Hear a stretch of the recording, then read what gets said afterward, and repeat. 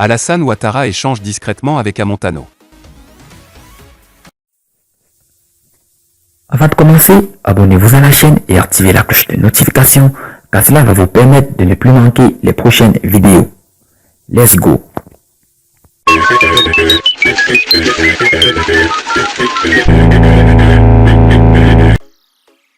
Une rencontre secrète entre Alassane Ouattara et Marcel Amontano a eu lieu le lundi 5 juillet 2021.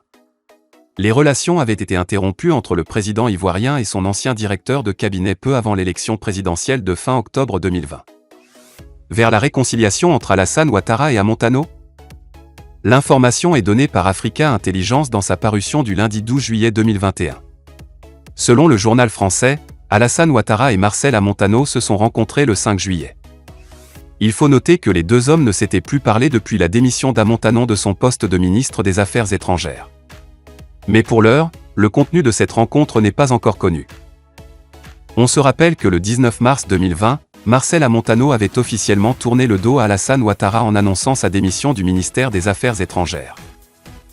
Chères sœurs, chers frères, en tant qu'homme public ayant assumé de nombreuses responsabilités au service de mon pays, je me dois de m'adresser à vous directement, pour vous informer de ma démission du gouvernement, avait-il déclaré dans un communiqué. En réalité, il ne supportait pas l'absence de primaire pour la désignation du candidat du RHDP, Rassemblement des Oufouettistes pour la démocratie et la paix, à l'élection d'octobre. Amontano n'apprécia pas la décision d'Alassane Ouattara de faire d'Amadou Gon Coulibaly le candidat du RHDP à l'élection présidentielle d'octobre 2020.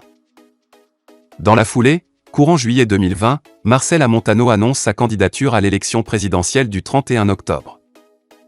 Après avoir longuement écouté et après avoir mûrement réfléchi, j'ai décidé de me porter candidat à la prochaine élection présidentielle, s'est exprimé l'ex-ministre d'Alassane Ouattara. Cependant, sa candidature sera rejetée par le Conseil constitutionnel. Contre toute attente, le fils de Lambert Amontano a publiquement présenté ses excuses à Alassane Ouattara.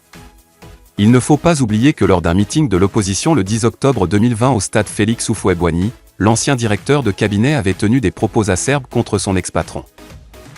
J'ai conscience d'avoir profondément heurté le chef de l'État, à qui je tiens à présenter publiquement mes sincères excuses, et à exprimer mes regrets aux Ivoiriens, s'est-il excusé.